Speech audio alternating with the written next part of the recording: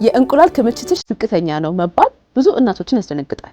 ነገር ግን ይህ ማለት ማርገዝ አይቻልም ማለት አይደለም። ማወቅ ያለብን ዋና ዋና ነጥቦች እነዚህ ናቸው። አንደኛው ቁጥር ወይስ ጥራት? ዝቅተኛ ክምችት ማለት የእንቁላል ብዛት አነስተኛ ነው ማለት እንጂ ጥራት የላቸውም ማለት አይደለም። ለማርገዝ ደግሞ የሚያስፈልገው አንድ ጥራት ያለው እንቁላል ብቻ ነው። ሁለተኛው የእድሜ ሚና። እድሜው ወጣት ከሆነ ይህም ማለት ከ35 ዓመት በታች ከሆነ የእንቁላል ቁጥር ዝቅተኛ ቢሆንም ጥራታቸው ከፍተኛ ሊሆን ስለሚችል የማርገዝ እድሉ አሁንም ሰፊ ነው። ሶስተኛው የጊዜ አጠቃቀም። ክምችት ዝቅተኛ መሆኑን ካወቁ ጊዜን አለማባከን ይመከራል። ሳይዘግዩ ከባለሙያ ጋር በመመካከል እርግዝናን ከሚያፋጥኑ መንገዶች ይህም ማለት እንደ ሆርሞን ማስተካከያ ወይም ደግሞ ሌሎች አማራጮችን መጠቀም የተሻለ ነው። አይጨነቁ።